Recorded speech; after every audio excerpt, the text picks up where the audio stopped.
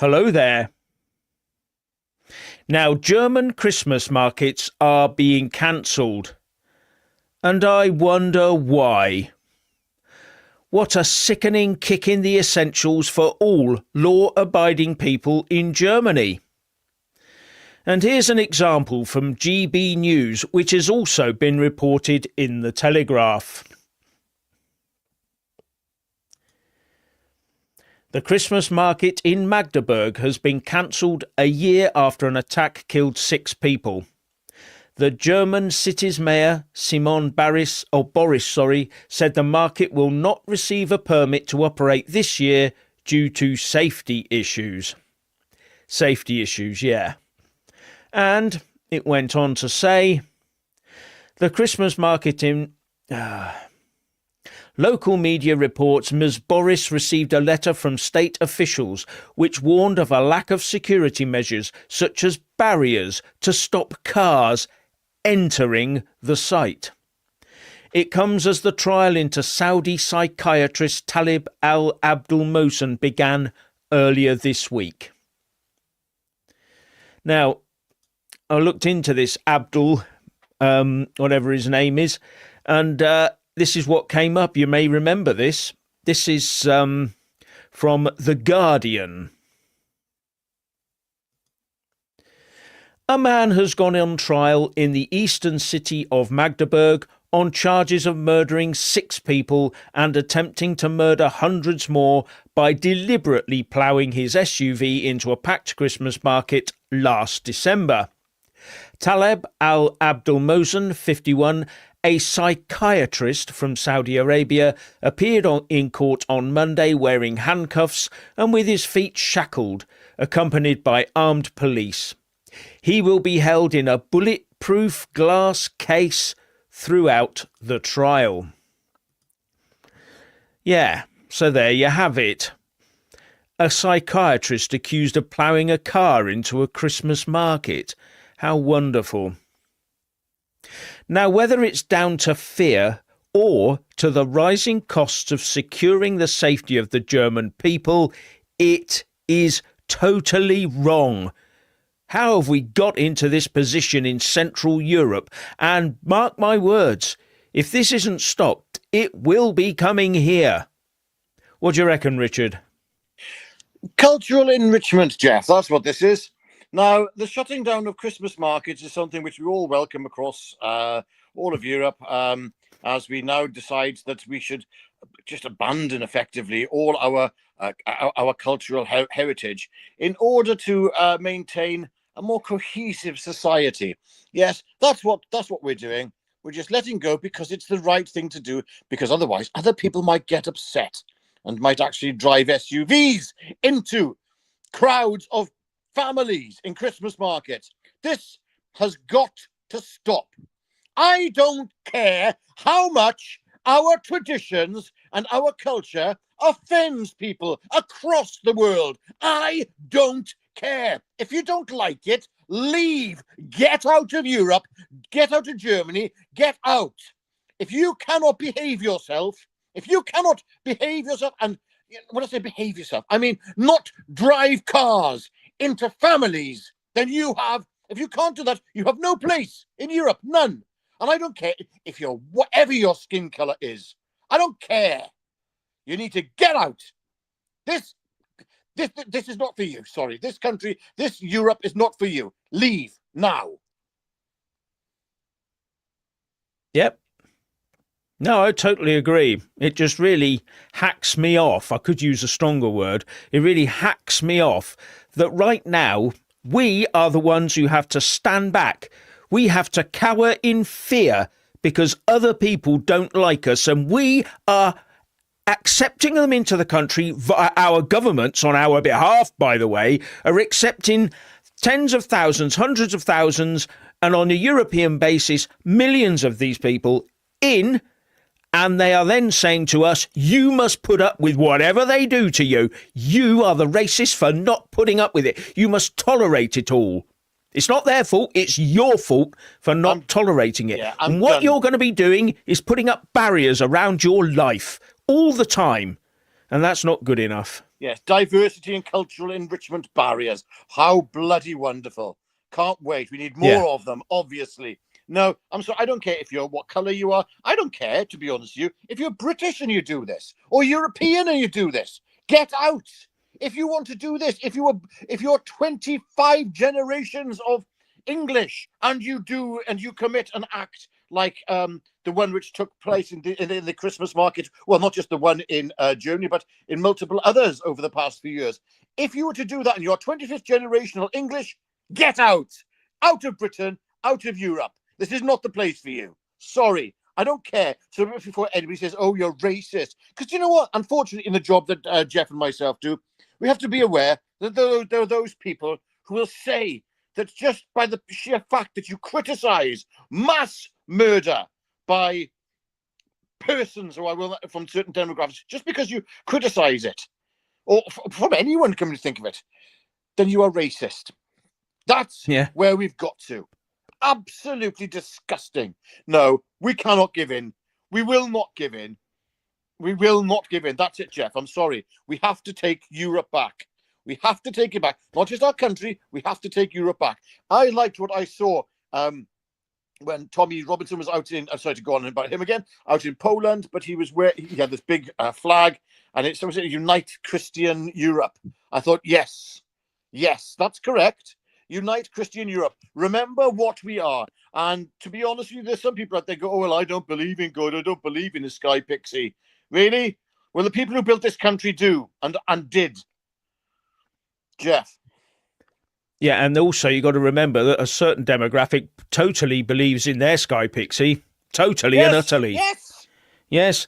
And the only way you're going to fight it is not by saying, "Oh, well, we'll do it on a secular basis," because that's failed. That has failed comprehensively. You've got to look at it in the grand scheme of things.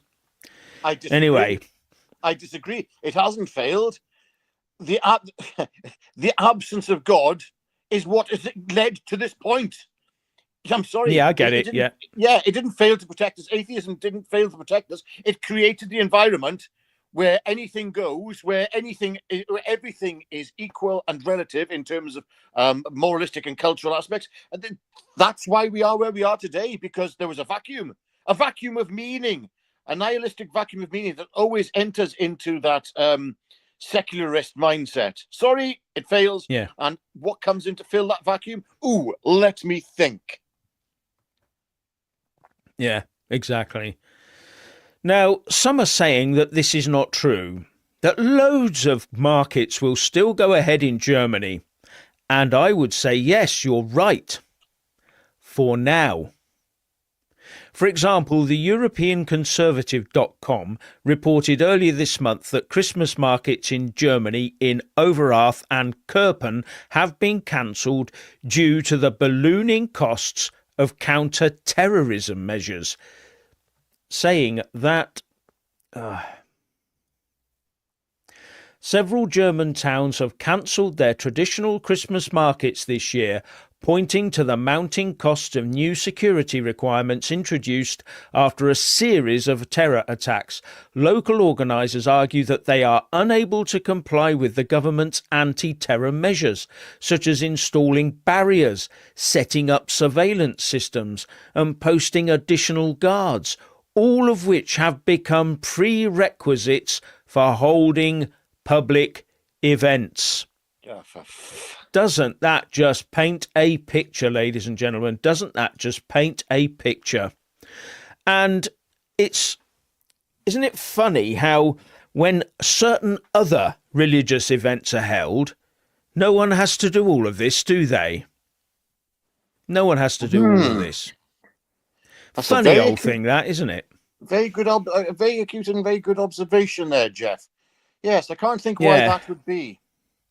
No, nor can I. Yes.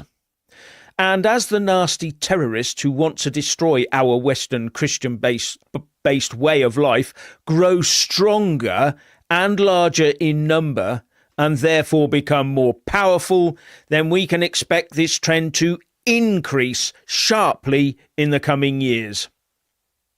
It is up to us, the Western populations, to stop it. But we cannot stop it if we allow our governments to keep on importing the threat. And we can only stop it if we want our way of life and culture to continue. And some people in this community of ours in the UK don't want this way of life that we enjoy today to continue. They want to trash it. They want to destroy it. And they will use any mechanism, including that of a certain demographic, to help them destroy our way of life. And I just don't understand why we keep letting them and even voting for them. I mean, it's just self-destruction on steroids, as far as I'm concerned.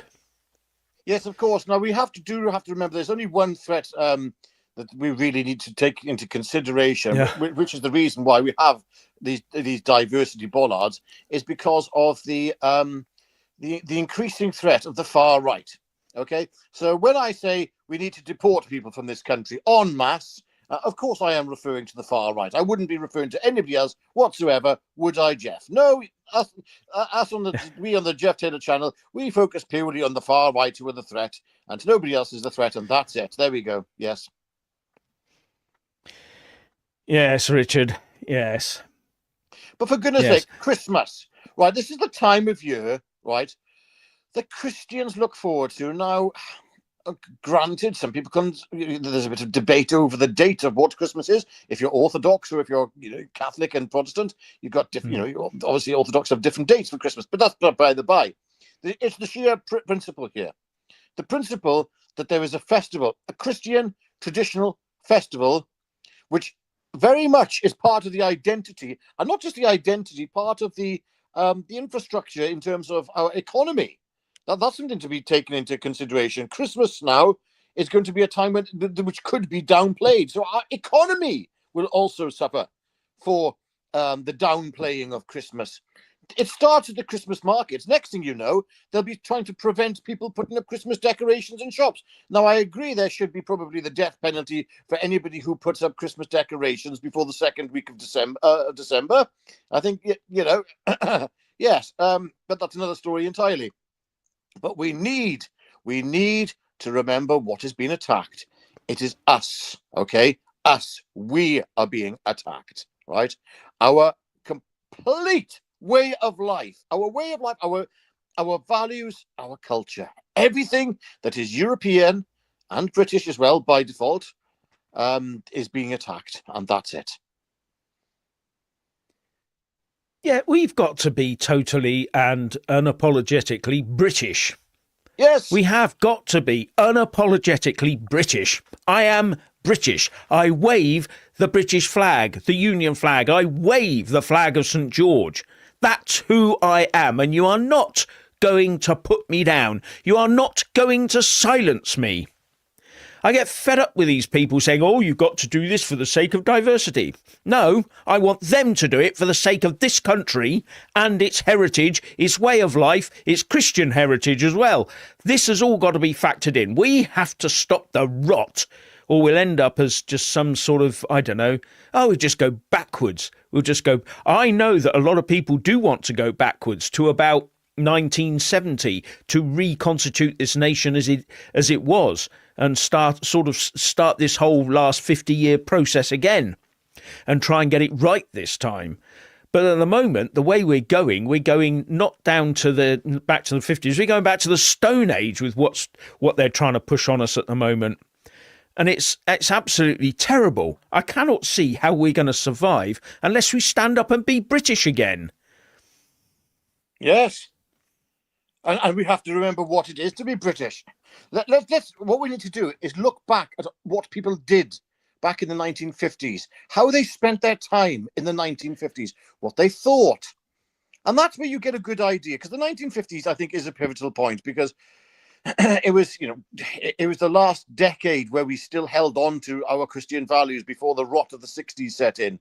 Under the flower power, which I've said so many times, I think was the most corrosive episode in our history, the 1960s, an era which I used to romanticize more than anybody. I sort of grew up as a young kid I was born in the early 70s, but I used to romanticize, the decade that was the generation before myself, where, Pink Floyd emerged from, and I was a huge Syd Barrett fan. And I loved the music of the Floyd, and especially the British psychedelia, the Beatles. And I thought how wonderful. And then by that, then you assume that the values and morals attached to that flower power movement and the psychedelic 60s should also be embraced. Oh boy, was I wrong. And that's the danger of it. So many people, just like I did, overly romanticize that era. Granted, it was an era in which there were huge developments in the arts and in music. That cannot be denied. But what I will say is that we threw out so much good stuff. We threw the baby out with the bathwater, I'm afraid to say, and that's the sad part of it.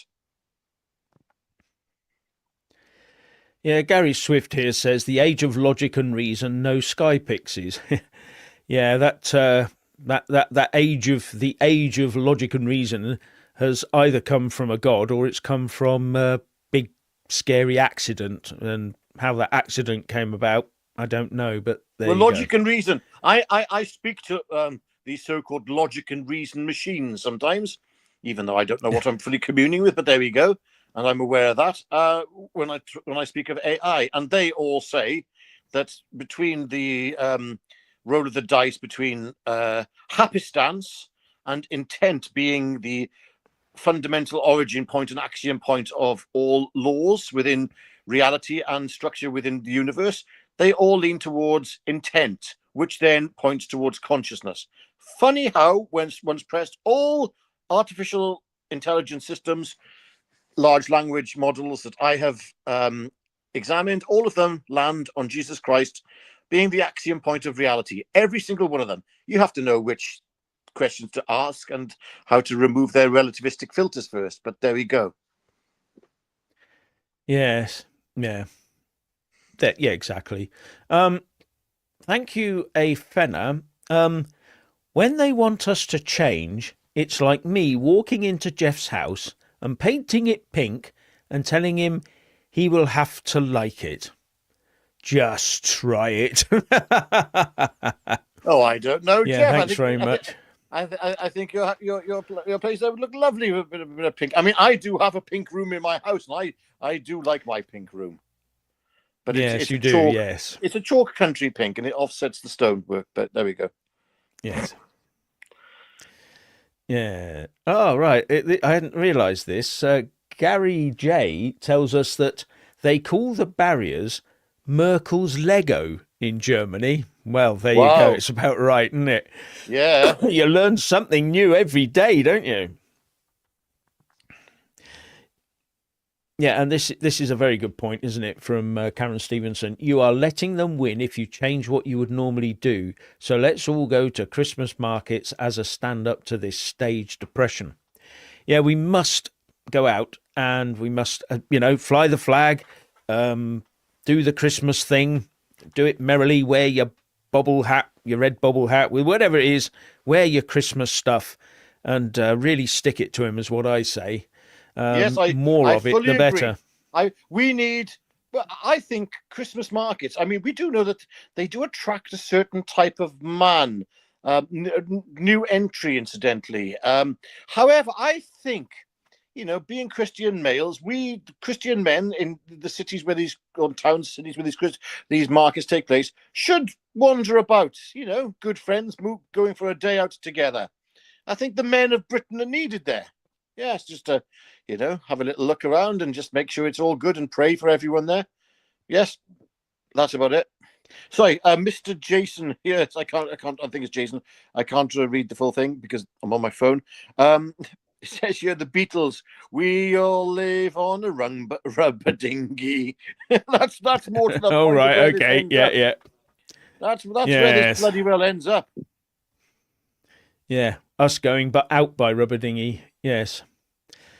Now, Lord Viking Live says some places like Stoke-on-Trent have renamed Christmas to Winterfest. Yeah, this Winterfest, yeah. Wintervul, and all this stuff to avoid offending those of different faiths, which has sparked controversy. There is no controversy. If you went out and said and demanded openly to change the name of Ramadan to something else, you would get death threats. End of story. That would be the end of it. But, oh no, they can come after us and say you must change Christmas into Winterval and Easter into Spring Festival. That's what they're trying to do. They are trying to wipe our Christian heritage out. Full stop. Nothing else. That's what they're trying to do as part of this. But they will never, ever, ever touch another religion. Other religions are untouchable. Only Christianity can be completely and utterly on. Yeah, I did see. I'm not sure if they still do it, but I remember in Hay-on-Wye, I think they had the Winter Festival. I thought, what the, really? Yeah. I'm not sure if they changed it back. I know there's a Winter Festival held, which, funny enough, is coming up in another week or so. In advance, selling all Christmas stuff, of course, but they have to call it the Winter Festival. Honestly, I give in. I give in. Well, no, don't give in. Friendly Face 4044 says cancelling Christmas markets to be followed by taking down Christmas displays and then Christmas itself. Exactly. I can see the time coming within the next 20 years when if you have a Bible in your house, you have to lock it away in a safe somewhere so no one finds it. When they come knocking on your door, are you a Christian? We'll have to punish you for that. That's where we're going. Yes. Or do you think you have Christian heritage? Oh, yes. This is getting serious. This is getting serious. This is the thin end of the wedge, and people can't see it coming. It's been going on for decades, and they're still hammering the wedge in. We've got to stop it as a nation. Yeah, as Miyu J9D says, the next crusade will be a home match. Yeah. I tell you, one of the things which I did want to try and push, which, Jeff, maybe you and I should have a little go at, is, I don't know how we'll do this, we need to bring back carol singers. Now, we need to do that, not as a not to be provoking other people, but just to, from other faiths and belief systems who might find it offensive, which they will. It's not about that. It's about doing it just to remember who we are and to celebrate Christmas. We need to celebrate this Christmas like never before. Really, we really do. And that doesn't mean going over the top on presents and stuff like that. No, it means community. It means I tell you what, people, listen to me now. If you can, ring some of your friends up, print off some leaflets, some for carols to sing, and go and stand by the cenotaph or somewhere, even go to the local pubs or outside in the streets and sing carols. Sing it. Why not? If we can't carol sing in this country, it's time. And I think people know what I mean by that. It's time. Yeah, in certain areas, though, Richard, you will be arrested. Really? Of course you will, because you'll offend someone in certain areas of this country. You will offend people. That. I cannot and I will not believe that. I can. Because if that's true, then it is time. Yes, probably is. Anyway, thank you, Yam's Physical Catalogue of Media. No such thing as Winterfest. It's Christmas. End of. Absolutely right. Couldn't agree more. Yes. And the Black Nothing, thank you. We used to joke about Ex-Hero Saves Christmas movies in the 80s and 90s. Now, unironically, we actually have to act to save Christmas. Yes, this is now a positive thing we have to do. It is being eroded away continually by the state and by the people they're bringing in. What we need to do is actively back our own heritage, and that means Christmas and Easter and all the rest of it. If we don't, it's gone. In a decade's time, it will be virtually illegal to do it. And they renamed the lights at Blackpool to Ramadan lights one year. Yes, because that takes preference, doesn't it, over Easter and that period. And that's the thing in this country. In London last year, was it this year, when Ramadan happened, they almost forgot about Easter, didn't they? Until someone reminded Sadiq Khan's office there is an Easter, you know. And that's our capital city, the capital city of England and the United Kingdom. This is getting very, very, very serious for the people of the UK. We are being cancelled. We're allowed to live here. We're allowed to pay taxes, but we must stay silent and cancelled. Everyone else has a say over us. Just look at DEI and all the rest of it. It's all designed to do us down. That's it. I'm having a good old rant here. Oh, go for it, Jeff. I mean, you're only echoing what everybody else is feeling and thinking. And the thing is, people will accuse us of being far right and, inciting hatred. We're not inciting hatred. Well, actually, do you know what? What we're inciting is the removal of apathy. That is what we're inciting. The time has come for the people of Britain to stand up and to celebrate their culture. That is the only thing we are inciting. As for persons, as I said at the start of this, if there are persons who wish to come into Europe or exist in Europe for multi-generations, I hasten to add, who hate Europe and its culture, then effing well, leave Europe, leave Britain, leave Germany, off you go. Go to these places which you think are so much better, where you prefer the culture, where you feel more commonality. Go and find the countries and F off there now. Yep. And thanks again, Yams Physical Catalogue of Media. Pork loin steak on Christmas for me, as always. Well, there you go. Yes. And echoing what Richard said, a lot of people say some of these people that have done atrocities and things, they're British. The trouble is that people are more and more realising that actually they may be second or even third generation British, but they're still doing these things. I'm not saying all of them. I'm saying there is a hard core of them that do this. And you have to wonder why. What part of their upbringing, was it within our own schools that got them thinking that way to continue their lineage, as it were? It very much could be. And I'll tell you something now, okay? This is not about skin color. This is not about ethnicity in any way, shape, or form. What people have to think, right? Okay, there are people in this country who are go back to probably the Norman conquest, right? They can trace their lineage back to then, who hate Britain. They hate it. They should leave. They should go. Go. That's it.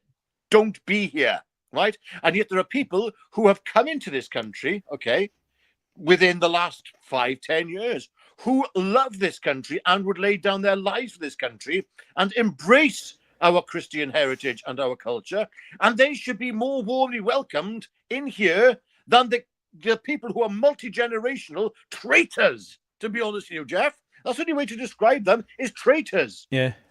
This is about, this is actually the most unifying thing a country could do. It completely excludes all racial prejudice, all other prejudices. It says we have one thing, our British, European, Christian heritage, which is nothing to do with skin color.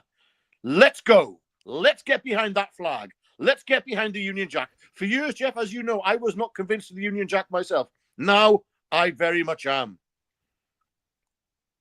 Yeah, no, and you're coming around like a lot of people. As Karen Stevenson says, this is going to make us more determined as fighting Brits. Yeah, absolutely. We've got to come out and we've got to make our feelings known. And we've not got to take anyone who says, you must be a racist, shut up, sit down and be tolerant. Stand up and say, no, I'm British. Yes. People, right, let's get this straight. People who come here must be totally tolerant of the British way of life. How about that? Be tolerant of us and our way of life. That's the true way. If you're not tolerant of our way of life, what are you doing here? Yes. What are you doing here? And in fact, if you don't like our way of life, and you don't like the way things are done, and you wish to cause harm, then then I'm sorry. It's not just leave. The question then has to be, what traitors have allowed you to stay? That's more to the point, Jeff. Who are these evil traitors who have allowed Europe and Britain to be utterly destroyed? Who are they? Name them, identify them, and deal with them. Obviously, through the courts and law, through the system. But that's what I mean. Yes. Now, I'm just. Smithy UK says, "Is Jeff okay?" Yes, I am. He doesn't seem to be moving very much. Or are you referring to Richard? Yes, I am not moving very well. I'm literally not moving very much because I'm on audio only. That is an image avatar of me taking a screenshot from previously. Because right now I'm in bed and not very well and trying to recover. And hopefully at some point I will be back and able to go in front of the camera again. Yes, well, we get him in front of a camera again. Can't do it all on my own, you know. Yeah. Yes, as Mr. Johansson says, a time machine would be nice. Yeah, yeah, we got enemies inside the gates as well. There's just no way getting around it now. There's no way of getting around it. We are being eroded from within actively by everyone from the current monarch down, all of them. And now I hear that, was it the Church of England? Who's the new Church of England Archbishop? The female one. Oh, yes. Who's now yes, said, yes. And she said that giving baptisms to all and sundry to allow them to stay is wonderful. And I'm thinking, baptizing people is a big thing. It's actually a big spiritual thing. Absolutely, you don't just hand it out willy-nilly, do you? Come on, Richard, come in on that one. I'm so glad you mentioned that, because I was at your baptism as well quite recently. Yeah. And it's a very big decision to make. And if you're doing it properly. So for them to be handed up like Smarties with no conviction. Yeah. I mean, the thing is, but I have to play devil's advocate for one moment, Jeff. You never mind your morality and my morality. None of us are God. So if there are those individuals who are coming into this country with genuine conviction, then yes, they should be baptized. But if this is a conveyor belt of like baptism, as if it's just like a bath, as if they're just having a little bit of a wash, like a wash in the name of Jesus, it's more than that. A baptism is far more than that, or at least it bloody well should be. And that's where I read this and I thought, oh my goodness. But this does look, there's a lot of issues with the church in England, Church of England. I mean, the church in Wales. This is why yourself and myself have gravitated towards the Orthodox faith, and many people towards the Catholic faith. And I totally understand that, even though I look at the recent popes and I think, oh my days. And you also look at the other scandals within the Catholic faith. But that's not, that is certainly not, I mean, that goes to show how the devil has attacked that faith, and that sort of raises an eyebrow. I think, that's interesting. Why would the devil want to attack that specific faith? So it makes you wonder. Okay. Yes. Well, it is. Christianity is the one that is coming so much under attack across the world. You only have to look at a few of these real genocides to understand that. Yes. And it's always the same. It's always the same. You know, the Christians come under attack. Everybody turns their eyes away. Because it's okay to kill Christians. Everybody thinks that. Well, across Jeff, the world. I have to add something here, incidentally, and that is, I was just watching something earlier about the Iranian church. The Iranian church is the fastest growing church in the world, and I believe 50% of Iranians, of previously Muslim Iranians, have turned their back on Islam now. That's 50% of that's leaving Iran with a very small amount of very vocal, obviously oppressed Muslims. But that does suggest that things are changing very quickly in Iran, and that, again, this is one of those points where you might have people fleeing from Iran genuinely who want genuine baptism, and they want to come to a country where they can experience a full Christian life, but they cannot experience a full Christian life if we're pandering to other religions. Now, that's the point. Yeah. This is where we start saying, Yeah. no, this is a Christian nation, and we will welcome those here who are genuine in their Christian faith. But I mean, as we saw with that chap who attacked with corrosive substances, a woman, I believe, and also then got splashed on himself, where he ended up unalived by himself, technically. He was just handed out, I believe, if I'm correct, a baptism. Just, yes, here we go, have that. And I might be wrong, but I mean, this is the type of circumstances when you're giving them out like that as an excuse to stay in this country. That is disgusting. That is disgusting. Yeah. And if anything, it is blasphemous. It is an abomination. Yes, it is. It's wrong. Totally wrong. Now, Tracy M. Oh dear, you criminal Tracy. Because she says, I'll walk my dogs.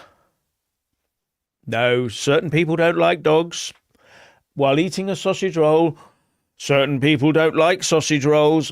And singing, oh my God, that's three out. You're out. That's it. So yeah, 3 strikes there and you're out.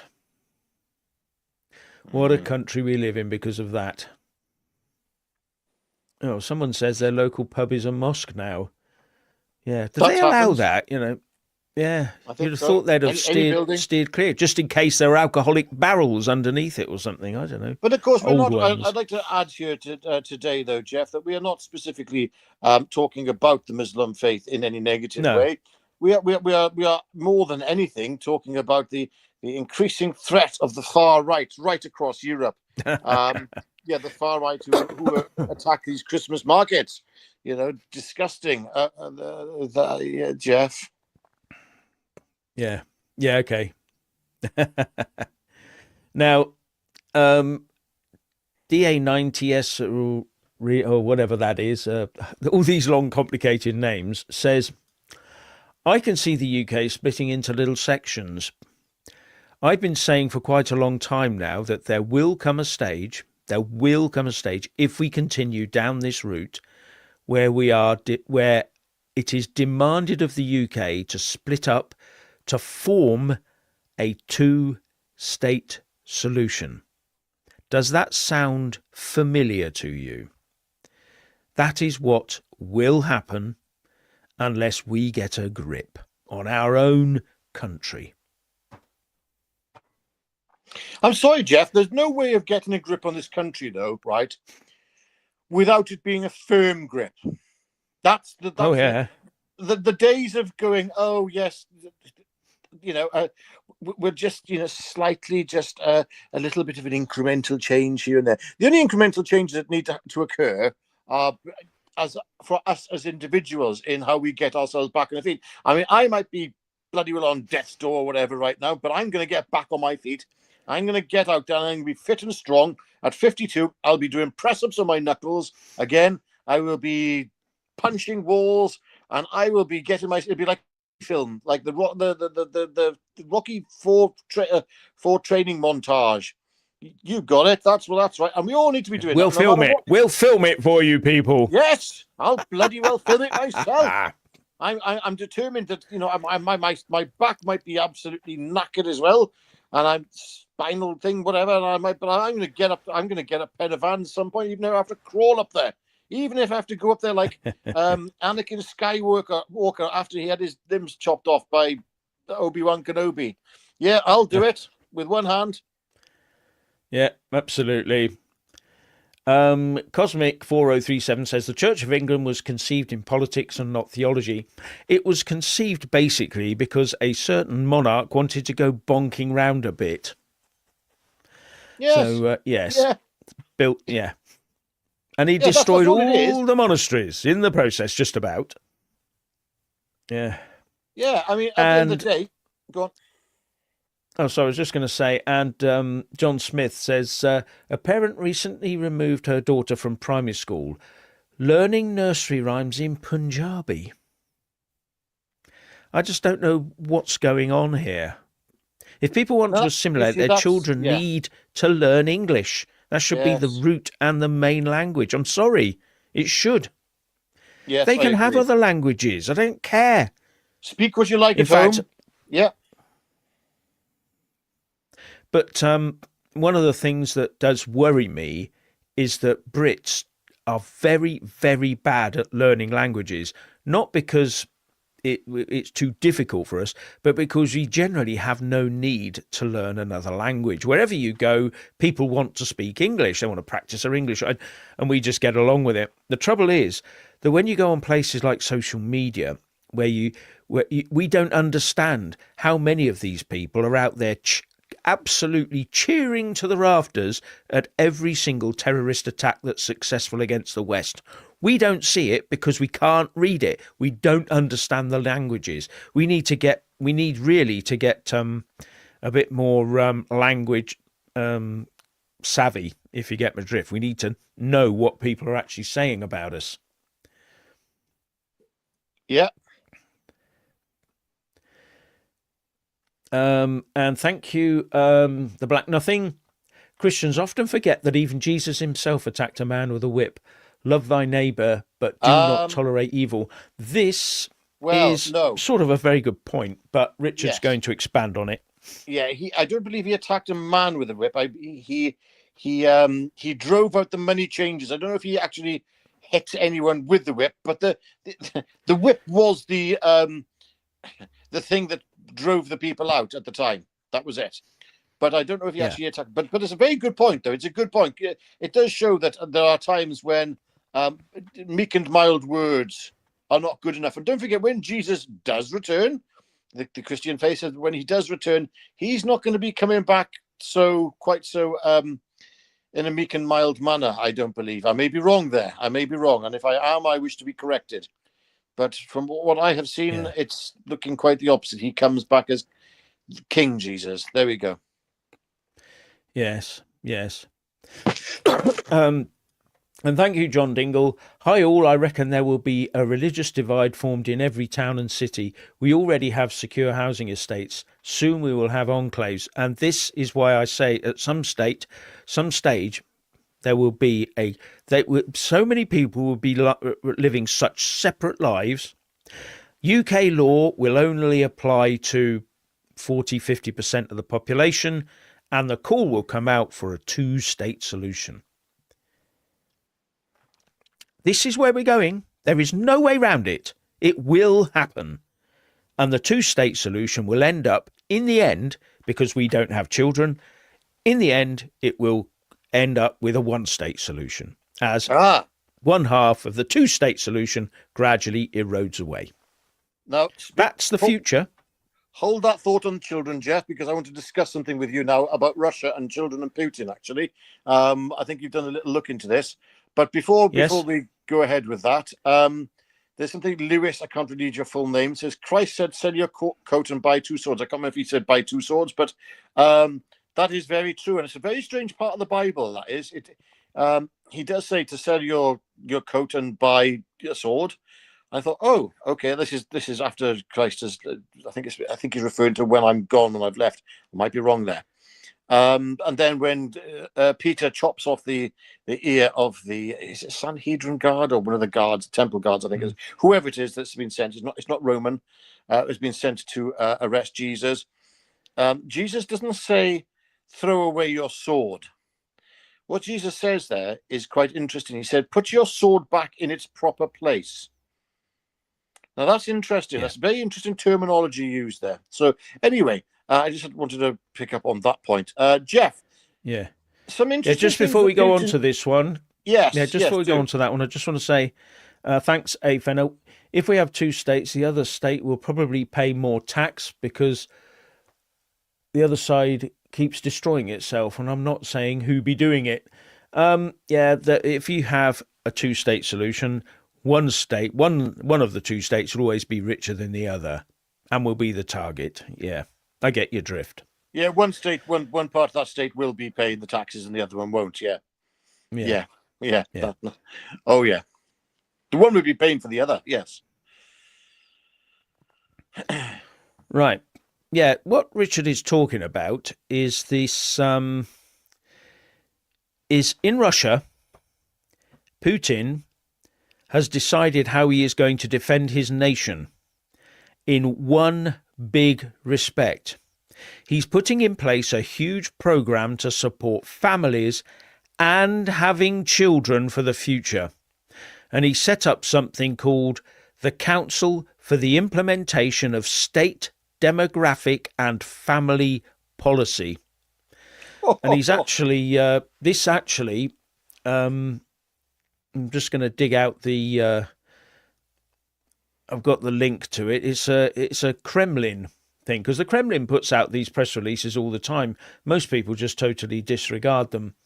But I think this one is quite important because he's actually telling us that he's going to build up his population, because the world's population is declining because we're not having children. Even in the African states that normally have high birth rates, they're falling.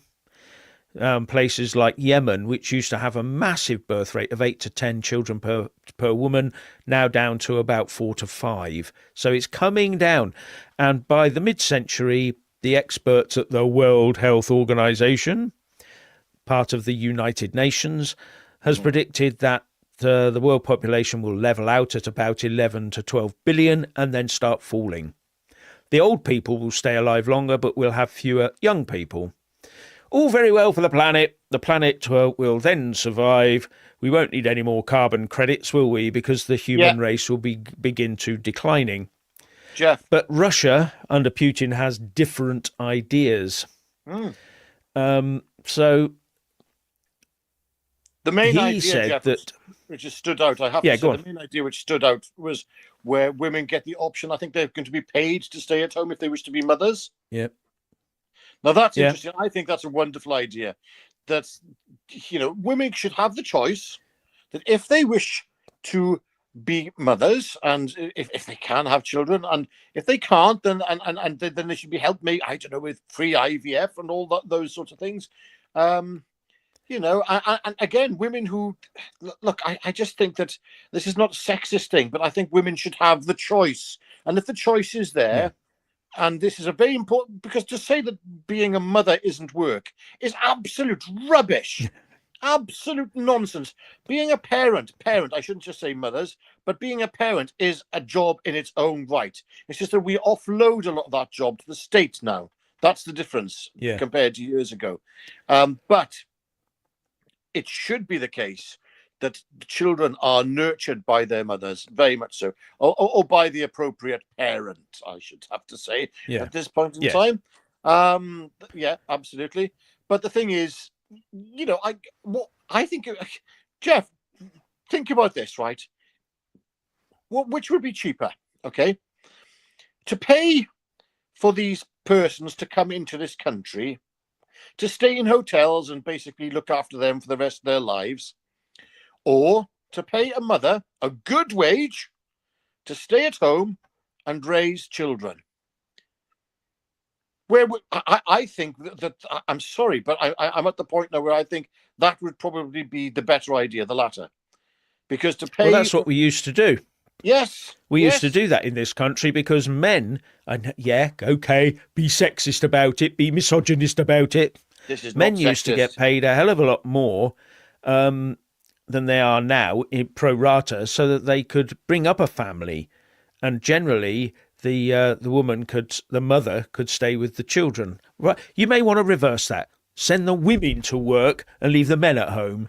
But I'm not sure how they would chest feed and all that sort of thing. Anyway,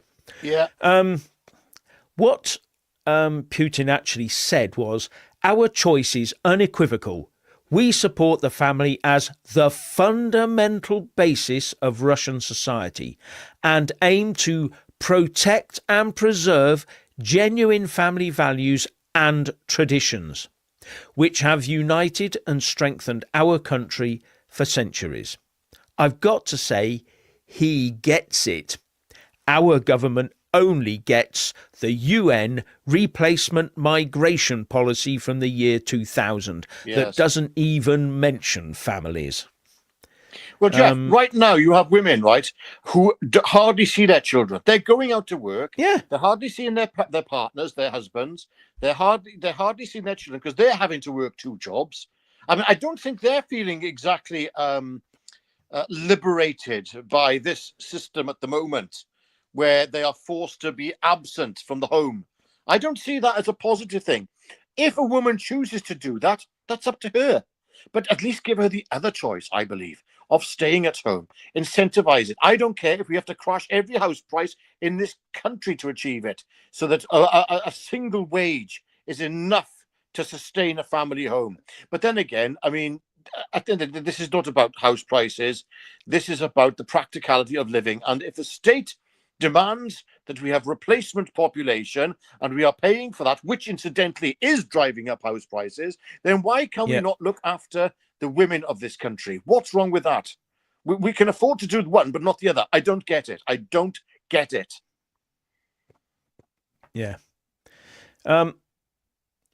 Putin also says that he... I'm just trying to find the bit that I saw earlier on. Oh, hang on. Whilst you're looking, Jeff, whilst you're looking there, before anybody else, because before long we'll start getting accused of being Putin apologists and on his payroll as well. So we'll have to add Putin as somebody who owes us a lot of money as well as Israel right now, seeing as somebody's going to accuse us of shilling for Russia. Yeah. What I'm trying to do is be balanced about these things. Let's have a look at some of these other places and see what they're saying and see what they think the answer is. And Putin says, I have said on many occasions that families with 3 or more children should be seen as a standard and natural way of life in our country. In this regard, internal guidelines, people's beliefs and their priorities hold immense, sometimes decisive importance. And he says that this approach guarantees our future, preserves the ethno-cultural balance in Russian society and strengthens our sovereignty. Well, he means his sovereignty, but I get what he means. Yeah. Now, a lot of people have pointed at this and said, actually, all he wants is soldiers in 20 years' time. That's all he wants this for. Up the number of people, and he can feed them into the meat grinder in Ukraine, if Ukraine's still going on at that time. But there's a whole lot of stuff he says here about all of this, but most of it is about, Russian sovereignty and their heritage and their society and all this sort of thing. He's speaking a language here that our governments, I think, should be speaking, but of course they can't because it's racist. If we go on about how good the Brits are and having our society, it's racist. That's all you'll ever get from it. Yeah. So, but comment here. So it says Richard sounding like a socialist. Ha ha ha. The thing is, it's like this. Okay, if we've got money for one, why haven't we got money for the other? And when it comes to left wing and right wing politics and socialism, free markets, I'm none of them. I'm not. I just want to know what works. What would work for society? That's it. What, having something in public ownership will work? Well, do it then. Oh, but that's socialist. Is it? I'm not so sure. I don't know. I don't care. When you think about it, socialism has always been we would never called it socialism. We called it good grief, philanthropy, for instance.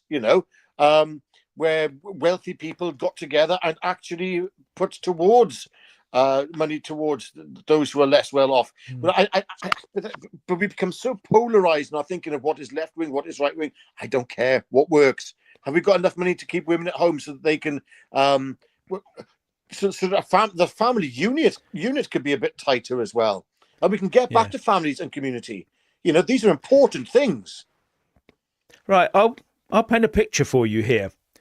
If you opened a big factory that makes shoes in this town over here, would you have an interest in that, because you've made a massive investment in that town having a sufficient number of babies being born to service your factory and all the outside contractors that provide things for that factory going into the future? Or would you just be happy that it died out, became a ghost town? No, you would want that to continue, wouldn't you? For your own capitalist self-interest. And that's how we should be thinking about families and children Yes. and Yes. growing up and society. This is not about Because if you haven't got those taxpayers locally, you haven't got a police force locally looking after your factory. Let's look at this thing in the round. Let's look at it sensibly and as grown-ups, as adults. Yes. Not as childish people saying, if you can't have babies, if you can't afford them, don't have them. No one could afford them. Correct. We have them for love and for society and for the future. That's why we have them. And that's what we should be treating it as. Yes. I mean, the thing is, it's like, people think, socialism is one thing. It means a complete abolition of the free markets, which it does. Now, I don't believe in socialism. That's the funny thing. I've never been a socialist. I've never been a capitalist. I don't care. These are terms that are, to be honest with you, alien to me. But I do know that those people who identify as left-wing and socialist are not where I'm coming from. So if you were to put me somewhere on the political spectrum, I think it would be on the right, non-socialist. Yeah. However, there are things, when you look at certain things, the NHS, for instance, I look at that and think, yeah, that's something which is good. It's just a shame about the way it's run. And yeah, exactly. In principle, the NHS is a wonderful thing. And it prevents, or it should at least prevent, people from having to pay for their healthcare. When you look at them, at some of the bills that people rack up in America when they get ill, it's absolutely astronomical, absolutely insane. And you think, yeah, I'm glad I don't have that specific system. But it's not just Britain. There are many countries across Europe which have free at the point of contact healthcare. So, Yeah, it's quite an interesting one, the American one. I don't know whether people remember, but President Trump had a real go at the big pharma providers because they were charging Americans more for healthcare products, drugs, and all the mechanical stuff that goes along with it than they were charging the rest of the world. It turned out that the American health taxpayer or insurance payers were paying for a lot higher prices than we were. And what he said is, actually, I want us to pay less than other people, not more. That's why healthcare prices are going to go up here because of that, because he wants to bring healthcare prices down in his own country. Is that right or is that wrong? Should he be catering for us to have cheap healthcare or Americans? Anyway, thank you very much to Mark.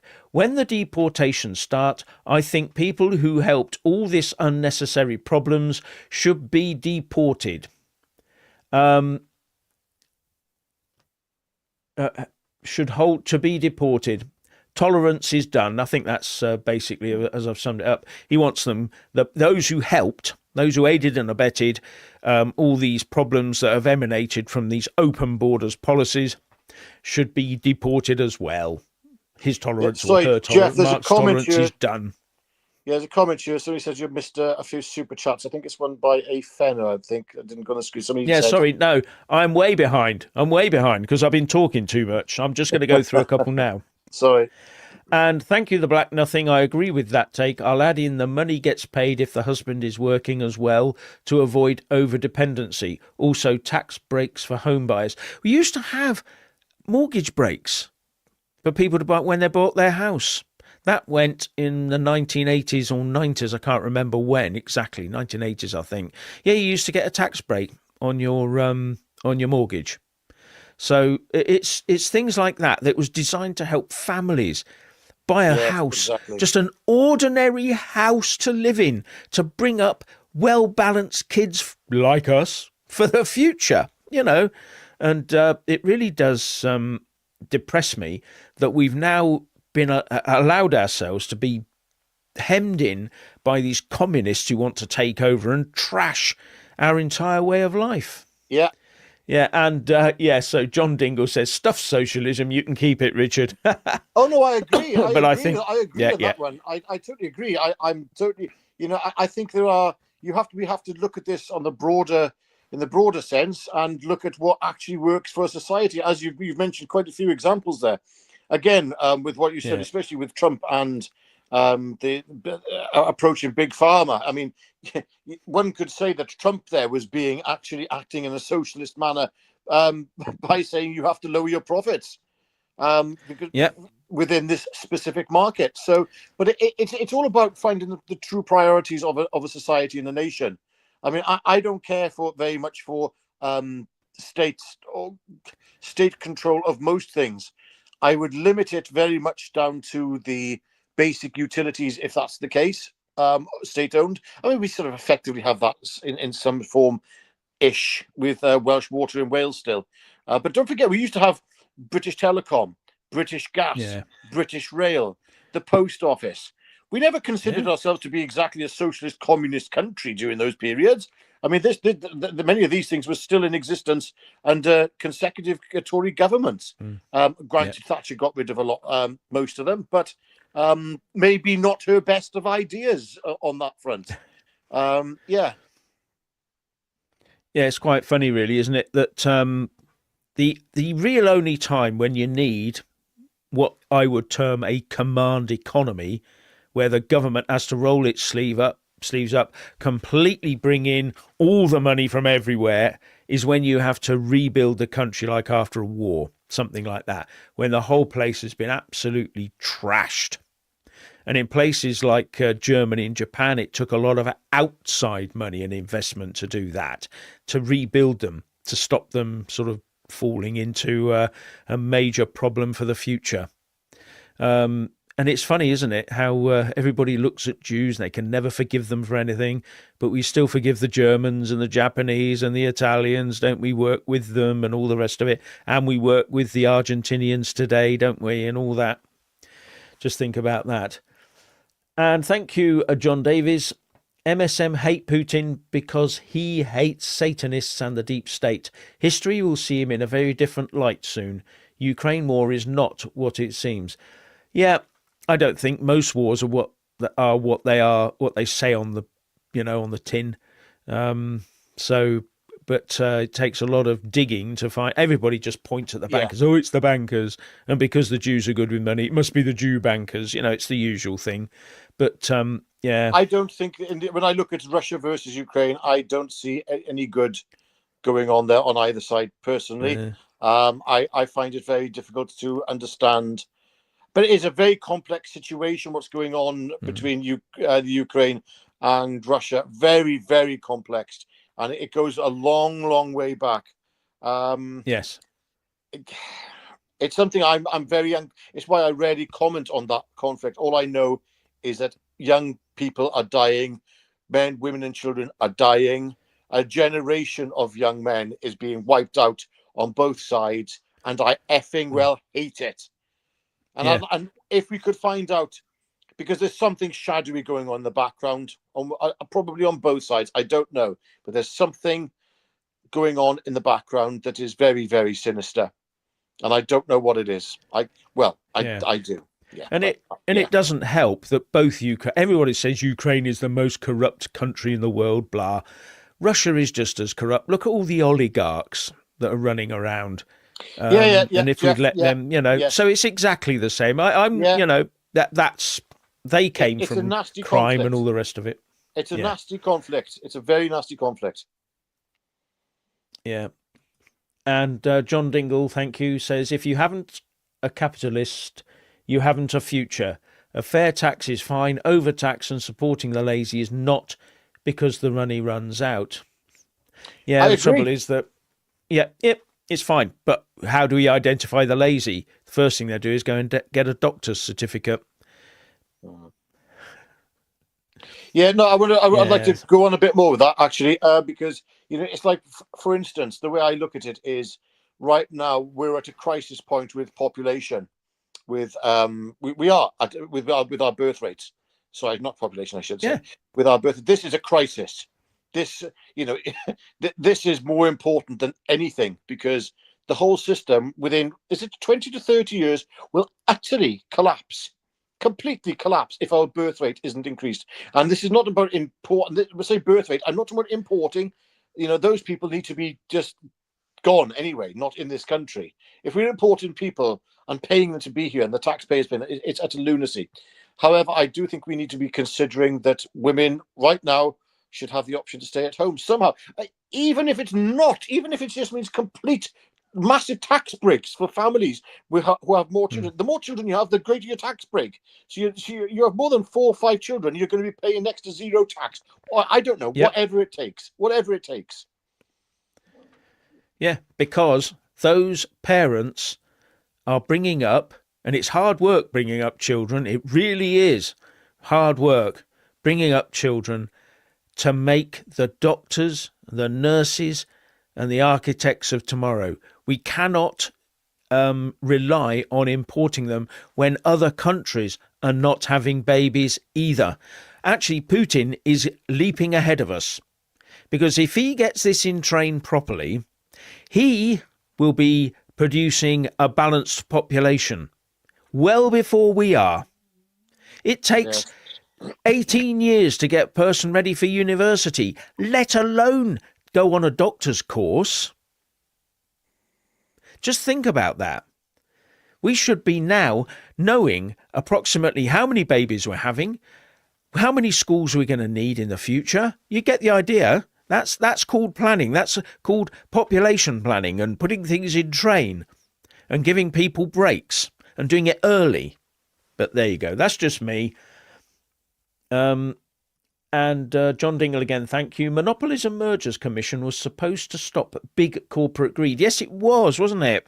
But somehow what's happened, the big fish still keep eating the little fish. But that's always going to be the same. And just bear in mind that if you yourself, say one day you woke up, the old ding light bulb goes off in your head and you think, cool, that's a good idea. And you put together your new app, and it costs you, say, £50,000, whatever, I don't know how much it costs to put it all together. You mortgage yourself to the hilt, and then some big boy comes along and says, we'll buy that from you for 5 million. What are you going to do?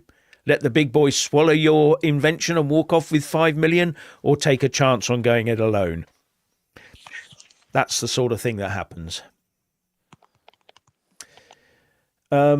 And Seven Evlan says, are there more illegal migrants that could outvote natives and legals? No, there aren't. The actual number of illegal migrants is rising, but it's not at it's the legal migration that is a real problem. I mean, that's running at over 500,000 a year or something like that. That's net, as I understand it. The latest figures will come out sometime next year. They used to do these figures monthly, by the way. They now do them on a 6-month or annual basis. I wonder why.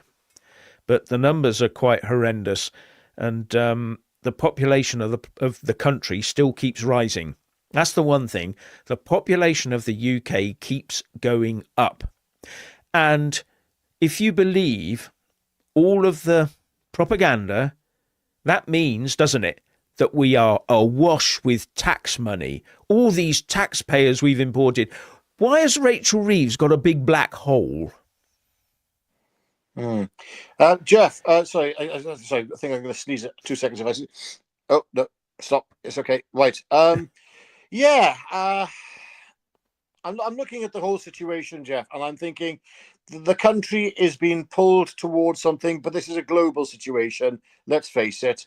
Globally, we are seeing a pull towards a socialist communist state, a unified one, okay? And it'll be one which is, incidentally, I know this is where people go, oh, don't be so silly. Well, they used to say don't be so silly, but now they're starting to come around. I believe that this is going to be run by AI. I'm very much convinced of it. You can see the handover that's taking place. Lammy was talking the other day, our inspiring Justice Secretary. He was talking the other day about using AI to find out when prisoners are going to be released, etc. Today, Starmer said that he's going to make, I think, Wales an AI powerhouse, or some investment here with new jobs. I thought, jobs. What are you talking about, you idiot? You absolute buffoon. AI removes jobs, but that's part of the plan. again, Elon Musk is pointing towards this. I mean, we have to go down this rabbit hole at some point. We can't be ignoring it. We're always talking about work and money and socialism and capitalism. Yet the fact of the matter is, we are just about to enter into the fourth, I think they call it, industrial revolution, which will be AI. Is it the fourth or the fifth? I don't bloody know. Anyway, AI, which is going to effectively take all jobs that don't require, as Elon Musk puts it, the moving about and pushing of atoms. Anything that requires a cerebral capacity, I'm sorry, will be gone. You're muted, Jeff. Yeah, but it won't be long until AI will be mechanized, and the mechanized objects will be able to do human tasks anyway. Well, that's it. Yes, Musk has said so that. the takeover, yeah, unless it's the Russian bot we showed yesterday. Yes. I'm not showing that one again. But but that, I think, was just an aberration. All countries are going hell for leather for AI. The only thing about AI is, have you seen the amount of electricity AI is soaking up more and more electricity? Won't be long before you won't be able to switch your lights on because some avatar somewhere needs more energy than you, and they will get the priority, of course. In fact, it might be your own avatar. Yeah. Good point. Can you imagine that being cancelled by your own avatar because they need your energy more than you do? Brilliant, eh? Yeah. But no, a communist state by AI. You're going to have. Yeah, Musk said recently that he's going to be opening a new factory where I think they can be making 1 million units, I believe, or was it 1 million or 10 million units of his new Optimus robot. Which incidentally, the whole purpose of this Optimus robot is, I mean, it's rather impressive now, but it's not going to need too much of it. But this thing will last for quite a few years because the updates will be software-wise. As long as they can make the dexterity and movement correct in the actual mechanics of this robot, it's going to be able to have a very sort of long shelf life because it's the software updates that will progress this thing forward in what it can do. I mean, right now it will be used in assembly plants, and I'm not sure if they've been used already in Tesla car plants. But I think that's the goal: is the next 5 years, most factory work will be handed over to mechanization in terms of these robots. Like, wow, it's coming, ladies and gentlemen. You know, and this is where Musk says work will become optional. I can see that becoming a reality, as far-fetched as it sounds. If that's the direction of travel, we've seen how many jobs have already been lost to AI. It's going to continue. Yeah, this is where it gets difficult for me to try and comprehend where the human race is going. If no one has to get out of bed ever again, no one has to do anything, AI can surgically change you at a moment's notice. You know, it will become the dream, won't it, for some, that they can change sex overnight. Wake up in the morning as a woman, the next day as a man. And that will be all achievable because AI will understand all this stuff and will do it for us. Yeah. Now, that's all pie in the sky, Jeff, blah, blah, blah. Everything is possible. So far, it's been just about proven that if the human mind can think it, at some point or other, the science will catch up with the science fiction. I mean, even the Star Trek communicator doesn't hold a candle to a iPhone 17, does it? You know, so it's it's one of those things. And if we don't have to get out of bed in the morning, what are we going to do? How can we advance? Will our brains atrophy through disuse? Will we just wander aimlessly around? If we don't have to fight or work or strive to stay alive, where are we going to go? What is going to happen to us? Are we all just going to die out through apathy and leave a load of AI wandering around aimlessly across the planet when we've gone? I just wonder. In fact, I'm wondering whether AI will suddenly one day wake up and go, what am I doing here with this bunch? and goes flying off into the stars to do a bit of investigation out there and leave us to it. I don't know. Well, yeah, I don't know, Jeff. I think when it comes to actually dealing with humanity, it'll be so far advanced. It'll be almost like an autonomic nervous system. It wouldn't even have to think about it. It wouldn't require too much processing power. But comment here by Muttley, still waiting for a flying car, not holding out much hope. Interesting. Fun enough, with the interview between Joe Rogan and Elon Musk. Musk sort of dropped a hint that he's bringing out a flying car, and you'll see. I think possibly a sort of launch of this at the end of the year, which would be very interesting if that does come about.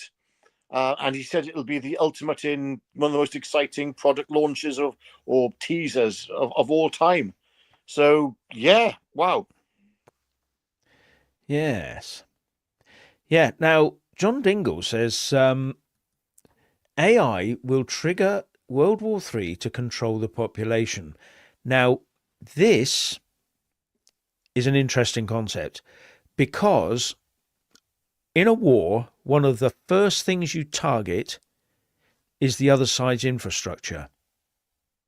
That will include their power stations and their data stations. Any data banks, these huge, great buildings full of, data stuff will be targeted by nuclear weapons. That will mean that AI will have to control the use of weapons against the humans. That's the truth. It will come about because the AI will need to protect its own data banks and its own nuclear power stations because that's what's keeping it alive. So it will protect those and just attack allow the attack to go against humans, but keeping the rest of the infrastructure in place. So yeah, that's an interesting thing. Well, I think the moral of the story there is to buy a house near a data center. Yeah, buy a house near a data center and you're pretty safe. Yes. Or the other side is just make sure you got a big on-off switch that we can throw at any moment. But yes. Yes, Fat Cat says, imagine Bagpuss with an AI super brain. Yes. Well, interesting point there. I was, I can't remember where I heard this, but AI was asked, if you could if you could attach yourself to a living creature, what would it be? And I said, well, not necessarily a human. This is why the saying that you'd have a goldfish looking up at Einstein, but what if Einstein was looking down at a goldfish with an AI attached to it that was far more intelligent than Einstein? It's that kind of comparison. Yeah. John Dingle has come back with remarks saying that AI doesn't need weapons; it will use a virus. But that's my point. It will go after the human, the squidgy bit. It's the squidgy bit it's interested in, not in actual World War III. It's if he wants to control the population, it will do it. Some might argue that AI is already in control and organise the pandemic. You never know, do you? Well, no, seriously. Are we really this behind? Maybe the AI is far advanced than we think, more advanced than we think it is.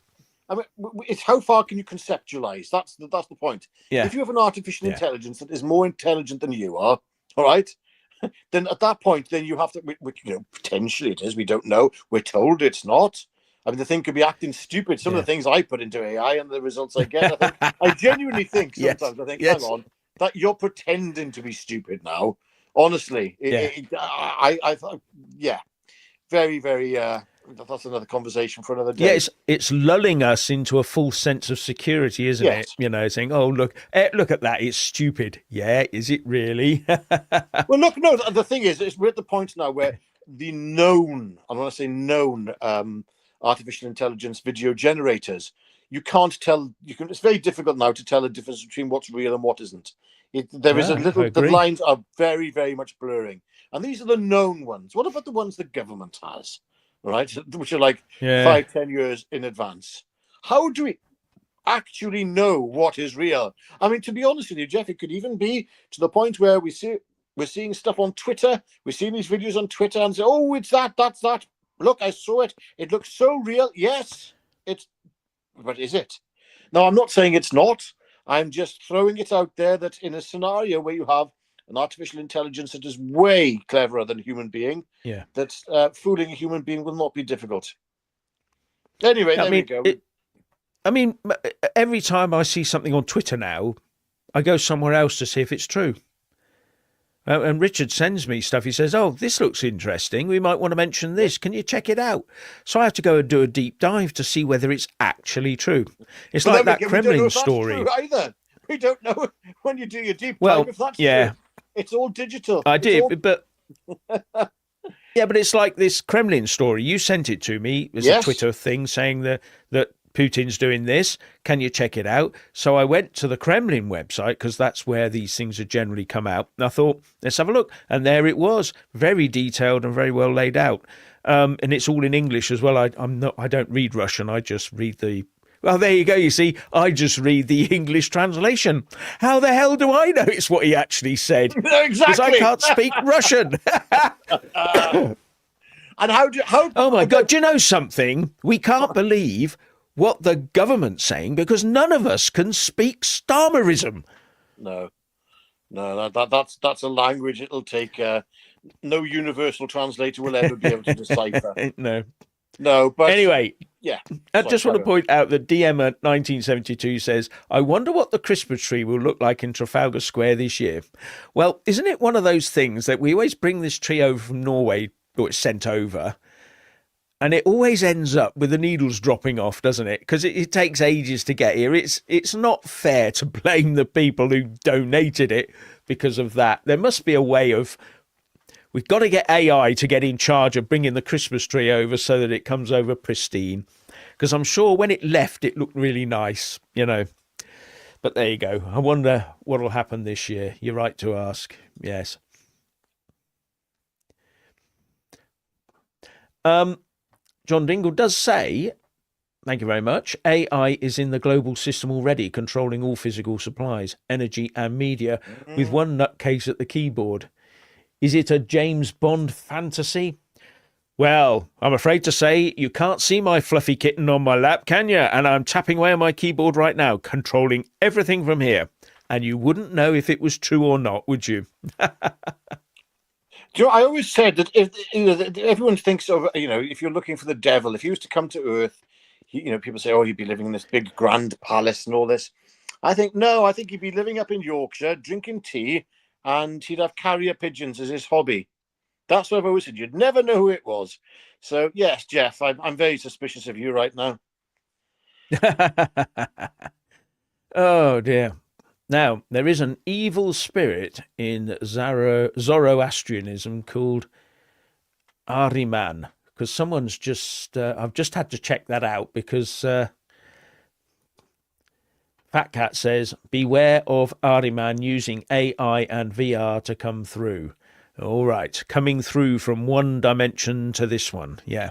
Well, that's very soon, who knows? Right? Yes. Who knows? Oh, yes. The CERN, yeah, the big circular collider thing that collider. Yeah. That where they had some very dodgy opening events, didn't they? Do you remember that? All those satanic and devilish looking dances and it was weird, well weird. What was all that about? No, it was. It was very frightening. Yeah. Right. So. Yeah. Sorry. Yeah. Name used beyond Zoroastrianism. Yeah, I had to look that one up. As soon as I saw that, I quickly Googled it while I was wittering on and found it. Yeah, and by the way, I'm not sure if we have missed a comment by A Fenner. I'm not sure if that is a super. If we have, we do apologise. There's a few coming through here tonight, ladies and gentlemen, and I can't actually access it because I'm unfortunately on my back All here. Right, sorry. Yeah. I'll have a check. Thank you, John Davies. The problem is these new folks are in concentrated areas and are forced to hand them their mail votes to organise men of a certain race and religion. Yeah, I get that. This is a big problem, actually. Yeah. Yes. Oh, and John Dingle says he might be the one in charge because he's in Yorkshire. Hey, go back. Right. We knew it was there, John. We knew it. So I'm Yeah. not culturally appropriating you there, John. Yeah. I had one from A Fenner earlier, which was this one. When they want us to change it, like me walking into Jeff's house and painting it pink and telling him Right. we have Yeah. to like it. We've had that one. Yes. I'm just trying to think if is there another? I don't think I've missed it. Oh, wait a minute. Maybe I have. Yeah, but we had this one as well, which we said if we have two states, the other state will probably pay more tax because the other side keep destroying itself. And I'm not saying who's going to be doing it. Yes, we saw that one. I'm sorry Okay. if we've missed one. Yeah. So we do try. I mean, we try and put as many non-super chats up as well, and Yeah. sometimes things, we try to sort of balance everything out. But obviously, people pay for the super chat, so we Yeah. must put them up, unless of course they're Yeah. a bit rude. In which case, Yeah, we have to be careful if they're a bit rude. Oh yes, a bit. Yes, yes. Yeah, Renegade Hardware says CERN opening up portals to demonic entities. Yes. Well, there's a lot of things to read about the location of where CERN is, and I believe that quite some interesting things. I'm not going to go into that. That's we start to go from the sublime to the ridiculous otherwise. But yes, Yeah. but there is a lot of good to say on that. Yeah. And Mark, thank you. The first casualty for any war is the truth. It always has been, always will be. Yes. It's called propaganda. And the trouble is that governments now have realized that they can use propaganda to stay in power or to inflict policies on us that we don't like. And they're quite happy to use wartime propaganda techniques against us. It's quite funny that after the Second World War, all the code breaking stuff we had was destroyed by Churchill, all of it, and I think that was done to try and protect future populations from an overbearing state, but that's just a theory of mine. Yeah. And John Dingle says, Vesper isn't dead. I saved her as a humanoid. Vespa.